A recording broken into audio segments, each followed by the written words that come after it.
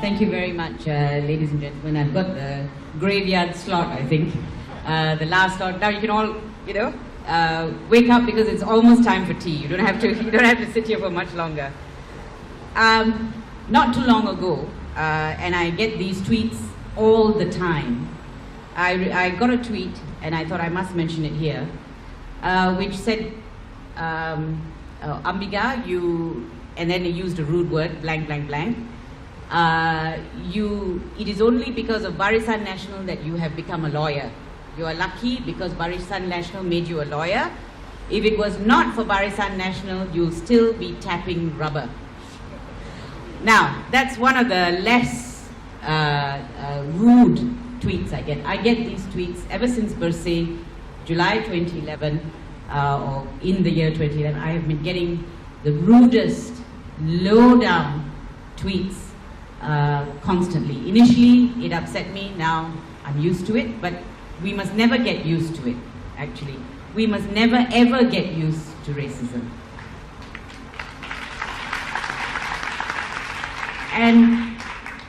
And I thought to myself, what is it about, well, these are cyber troopers, so maybe they're being paid a lot of money to do this.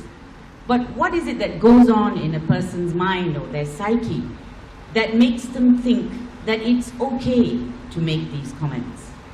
Now, I remember not too long ago, a young Indian girl, I cannot remember her name, was killed in the bomb blast in Bombay. I don't know if you recall that. Well, who is it that comes out and gives condolences for her and her family?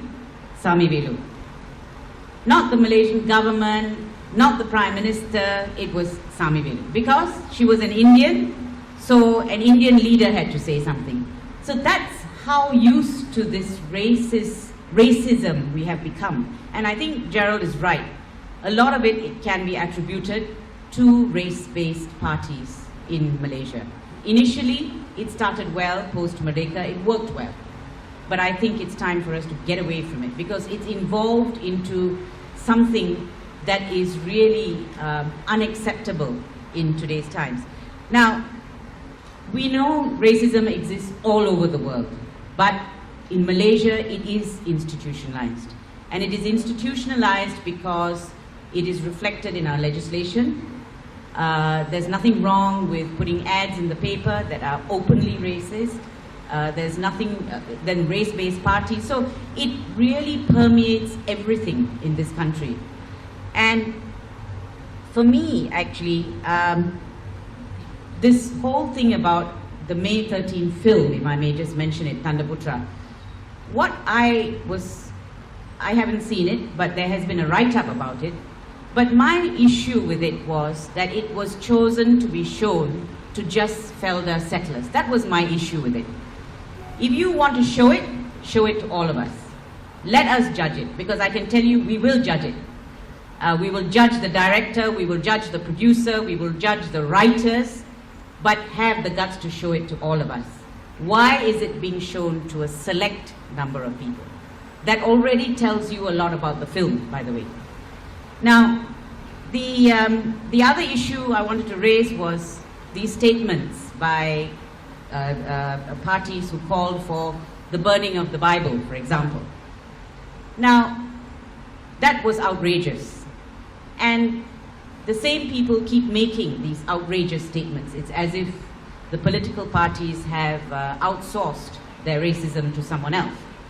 But my issue again, and this is important coming up to the 13th general elections, is that the person who made that statement is an elected member of parliament. We put him there. So, next general elections, there is one thing you can do to fight racism. For God's sakes, vote these people out. Vote racists out. Vote sexists out. Can you remember how many of our members of parliament stood up and made the most sexist comments? And I think women should take this, the cudgels up on this and say, we do not want sexist MPs in our midst anymore. We vote them out. We have the ability to do that. So in the next general elections, these are the things that you have to have in mind. And I agree that all political parties have to give us a clear picture of or their policy about these issues. Now, one of my pet hates actually is the BTN. And frankly, if you want to know where these tweets are coming from, how is it people think in these ways? It's because there have been years and years of indoctrination that has been going on, the brainwashing of so many of our students. Let me read you something from very recently. Many people have come up and have actually started telling us what BTN was doing to them. And frankly, this has been going on for so many years, even I was unsuspecting. I don't know how many of you realized that this was going on. But this is what he said. And this was a young Malay KGPA scholar. And he said, on the last day, we all assembled just outside the main hall with our belongings. The final speech was given to all of us. Suddenly, only Malay students were requested to assemble in the surau. We were all surprised. Then it all started. They gave us a piece of paper, which I think contained the song Warisan. You know about that song. Before singing, they gave short lectures on Malayness, Ketuanan Melayu, and so on. They said other races were not welcome in Malaysia, and we must protect our country before we, Malays, became slaves or humber in our own country. I was surprised that they were like this. The worst part was these hate speeches were delivered in a surah. And then there's more. There's plenty. You can find many articles about BTN. Luckily, people are coming out. People who realize that this is not right are coming out to say their piece, to expose this for what it is. So, and I honestly don't know how, and it's perhaps because the parents don't really know, how parents can allow their children to be subject to this kind of brainwashing. Which then brings me to my next pet topic, which is education in this country. I have to admit I don't know a lot, but I know enough because my children have been through the system. What we are doing to our children in our education system is a crime. I can't call it anything else. And the reason for that is politicians are making the decisions on education, not educationists, not professionals. That's what's wrong with our education system. We rewrite history. We rewrite everything. We flip-flop between English and Bahasa as the political sentiment goes. So what kind of education policy, what kind of education are we giving our children? Are we surprised that everyone, parents, save so that they can send their children to private schools or abroad because of the rubbish that is being fed to them in our local system? So that is another thing. I want to know what the policy about education is going to be in this country. That's what I want to know for the 13th general elections. Now, Chiwi mentioned legislation and the convention and so on. Yes, legislation is a good way of setting the tone. And I think it can be important to set the tone in a country. You always start with the legislation, as they did in the UK, and slowly, over time, it seeps into the fabric of the community, the good intentions. But my issue with legislation in this country is the way it is enforced. For me, there's no point giving them more legislation so that they can be more selectively enforced. I'm not interested in selective enforcement. We already have the Sedition Act, which, by the way, we are against. I'm against, and I think members of the bar are against. But there is already a provision for inciting racial hatred, something along those lines. I don't know the exact wording, but where is that being used? When all these people take the steps that they do, clearly racist, but nothing happens under the Sedition Act. But Karpal Singh gets charged for something which is really, it shouldn't even be happening in this day and age. So my issue is this: no matter how much legislation you bring in, if the system of enforcement is going to remain the way that it is now, it's no use. We need to trust enforcers. We need to trust the courts. We need to trust those who are investigating. Do we have that now? Look at the Sugumar case. What is going on? What is going on? They can't even get a second autopsy over someone who died, I think, 3 weeks ago. It's already 3 weeks. What happens? Cabinet comes on and says, oh, we want to see the report. You want to see the report? Well, then give them permission to have the second autopsy done. But what's happening behind the scenes? Who is it who's calling the shots? Who's more powerful? Our politicians, our Prime Minister, or the police? I don't know.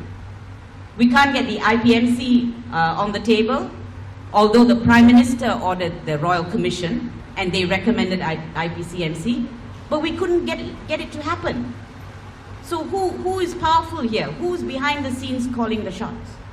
So these are all the reasons why I'm not confident, if you bring in a legislation on racism, that it will be used fairly and equitably. That's my issue with it. Now,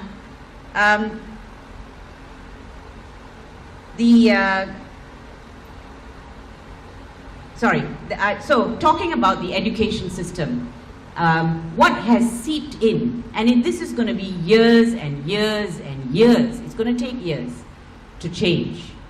But ultimately, for me, what is lacking is leadership. Our leadership allows racism. Our leadership is silent on it. If they came out and said, this is unacceptable, that is unacceptable, and if they showed it in their own personal conduct, it would make a difference. Why is it carrying on? Why is Utusan, for example, allowed to carry on the way that they are? Why is Perkasa allowed to carry on the way that they are? Why is there silence? And we knew there would be silence. Didn't you know? When the Bible statement was made, didn't you know there would be silence? I knew there would be. I knew the leadership will not come out and condemn it for what it is. But if only they had done that. If only they had done that, there would have been leadership. For me, there is no leadership in this country on race. There is no leadership in this country on religion. Those two things. No leadership whatsoever. You know why? Scared. Scared to offend this, scared to offend that. You know, if I keep quiet, then I can pretend it goes away, like you say, under the carpet. People will forget. But what kind of a leader are you? And that's what I'm looking for in the 13th general elections. I want a statesman. I don't want a politician. I want someone who can take Malaysia to the heights that we deserve to be and that we can be.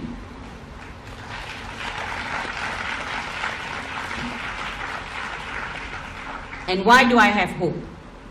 I'm biased, but it's because of Bersih. Because on that day, on both occasions, I saw one Malaysia. We all saw one Malaysia. For the Prime Minister, one Malaysia is a slogan, a gimmick. For Bersih, one Malaysia was a reality. And if you read the stories of the ordinary Malaysians who came out that day and who helped each other, you've read those stories? How they all helped each other regardless of race.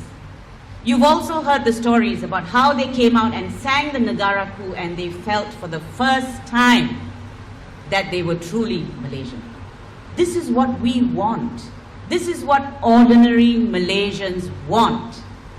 And if that is what we want, we have to make it happen. And we can make it happen. I have hope, not because of our politicians.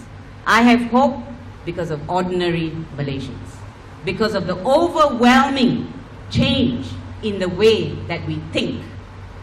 Now the divine put in our hands the most powerful weapon of all to overcome abuse, to overcome all these things, and that is information. Because of the internet, because of the information that we have, the playing field is level. That means the government does not have a monopoly over information, and it bugs them, by the way. They don't have a monopoly over information. I've stopped buying the New Straits Times. I don't. People tell me what's in it, actually.